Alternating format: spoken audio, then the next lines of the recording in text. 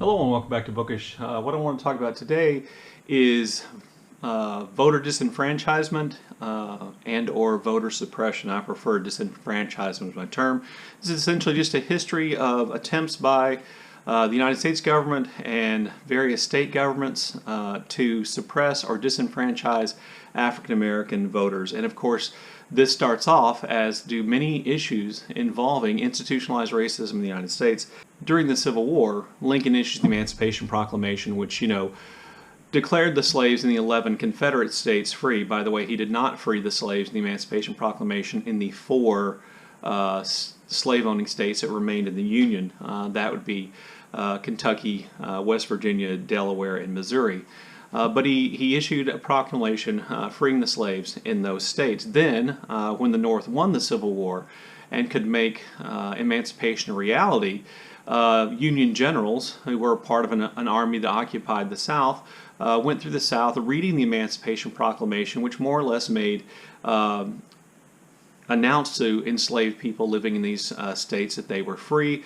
This is the significance of Juneteenth, or June the 19th, in American history, because the last group of enslaved people to have the Emancipation Proclamation read to them, to be informed they were free, were here in Texas, where I live, and that announcement was made on June the 19th, 1865. Thus the significance of June the 19th, and thus the absolute travesty, or half of the absolute travesty, of Donald Trump holding one of his campaign rallies on June the 19th in Tulsa, Oklahoma, which also in 1921 was the scene of the single worst race riot in American history. So kind of a double whammy of at best insensitivity, at worst racist signaling. At any rate, that's not my topic. So when the Civil War came to an end, and during the Civil War, a series of amendments were passed. The 13th, 14th, and 15th Amendments were passed, and these amendments outlawed slavery. They created new definition of citizenship, which included people who had African American people who had been enslaved. And the 15th Amendment, which was ratified in 1870, guaranteed to African American men 21 and over the right to vote. This was really important during the period right after the Civil War. In American history, that period after the Civil War is known as Reconstruction. And Reconstruction was literally a process of bringing those 11 Confederate states who in their minds had seceded back into the Union, to repairing the damage done. Well, part of repairing the damage done and part of getting the United States back together as a whole was the North essentially attempting to enforce the rights of African Americans and African American voting rights, most importantly for our discussion here today, on the South. And there was this brief period of time in the South during Reconstruction where in a lot of southern states, African Americans, newly freed African Americans, made up the majority of voters. And they were able to elect the first African Americans to Congress. So the actual first African Americans elected to Congress were from southern states during this period of Reconstruction. That would include Hiram Revels, I believe. Blanche K. Bruce is chosen, I believe, to be a United States Senator.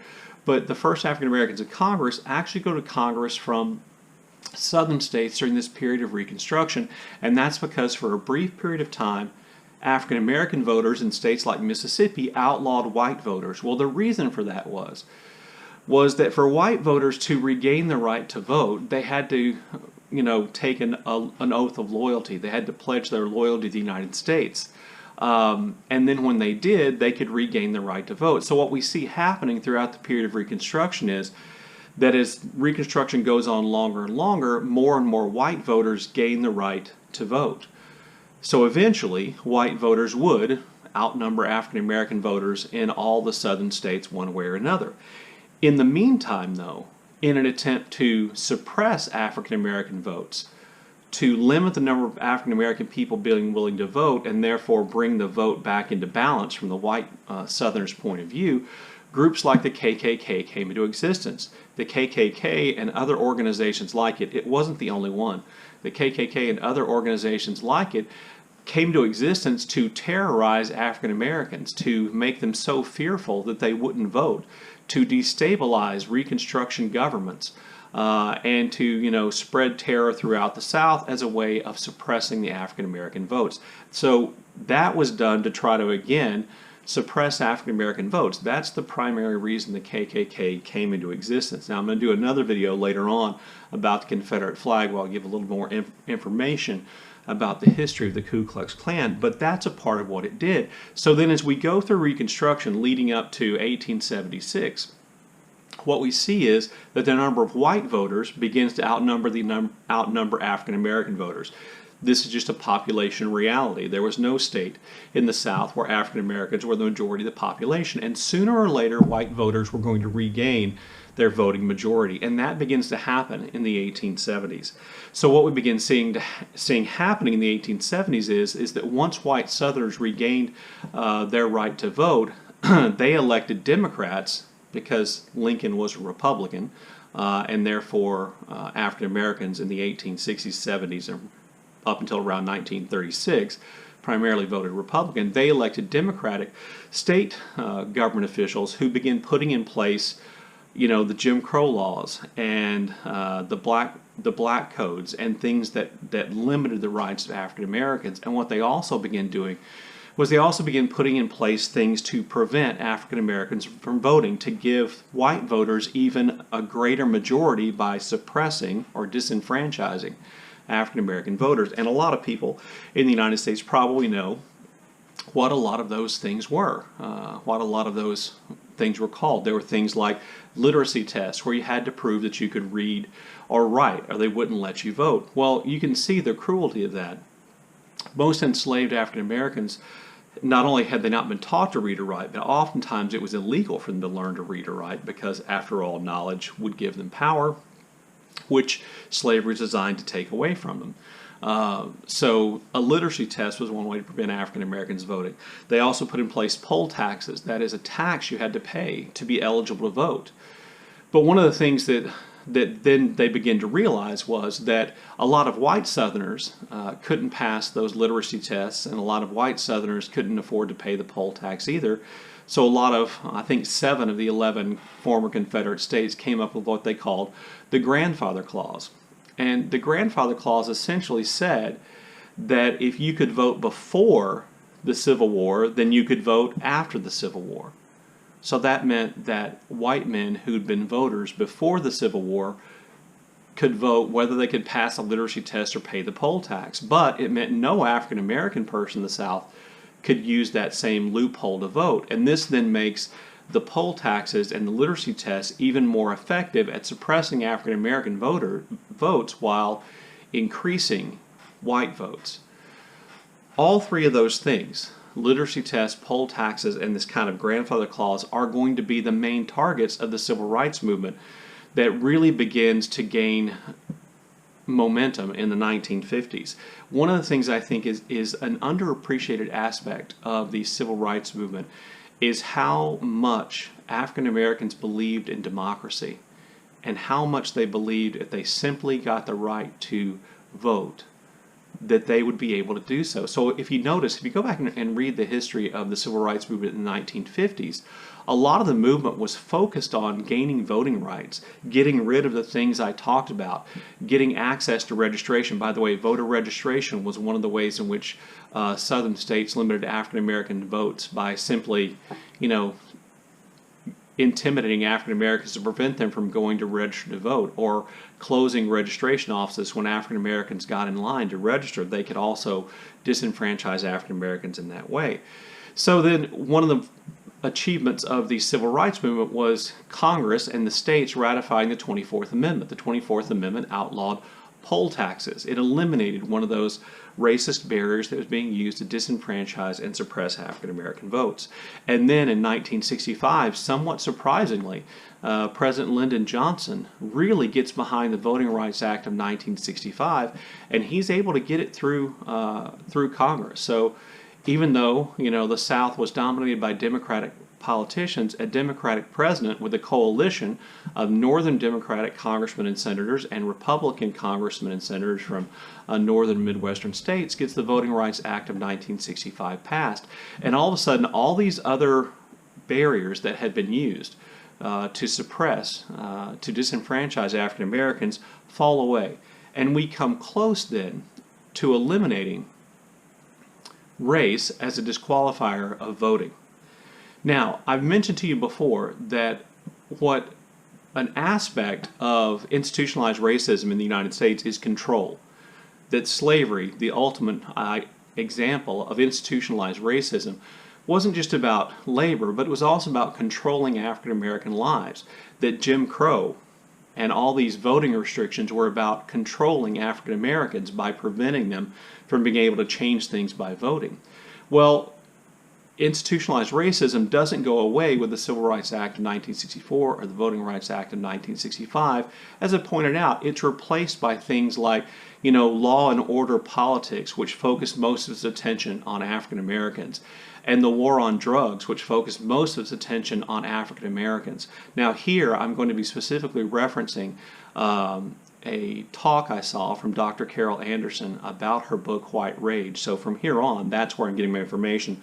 I'll leave a link to that video down below in the show notes. I want to make sure I gave you that information about where that's coming from, because if you don't think the war on drugs is about institutionalized racism, then you don't know that drug use among African Americans, marijuana, cocaine, etc., wasn't really higher than drug use among white Americans. But most of the drug enforcement efforts focused on African Americans, and this then resulted in a large number of African Americans going to prison.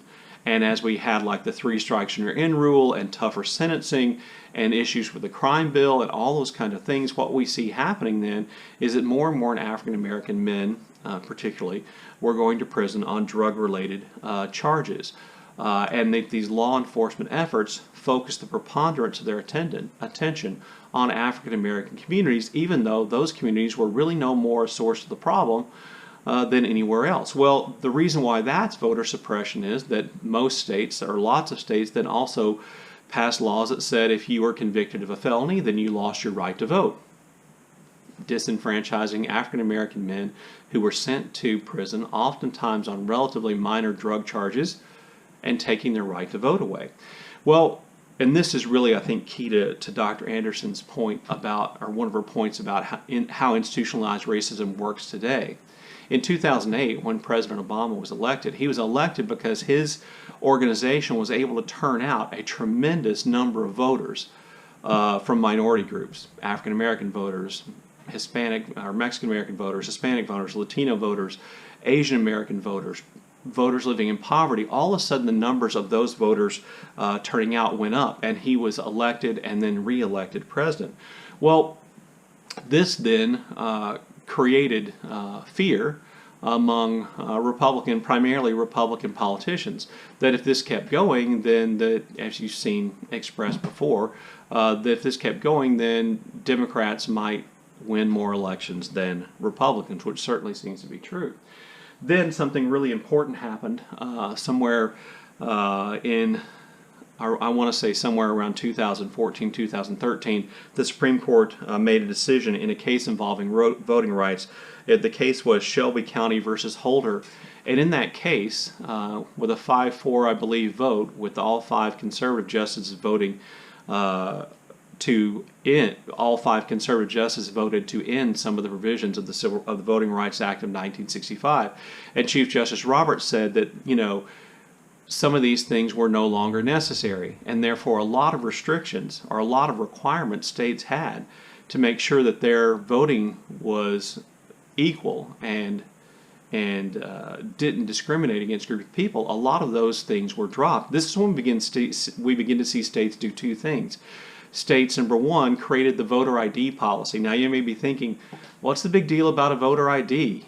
Everybody can have one of those, and surely you should have to have one of those to show up and vote, even though voter fraud really isn't. Voter fraud in terms of voter impersonation really is not a problem in the United States.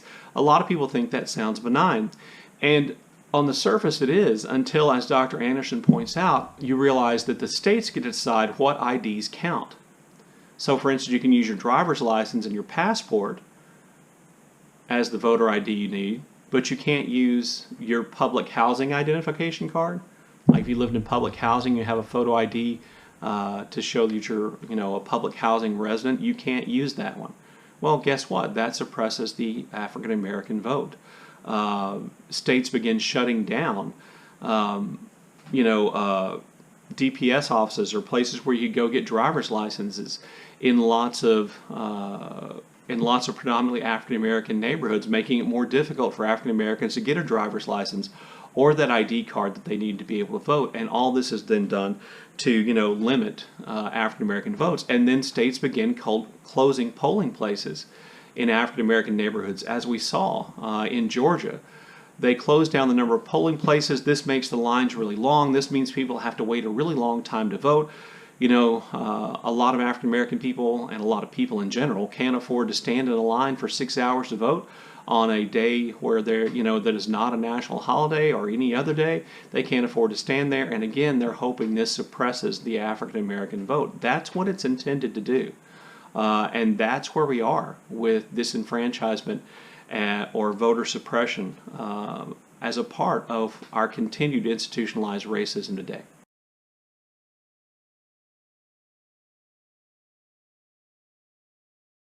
Thank you for watching. Look forward to your comments in the comment section below.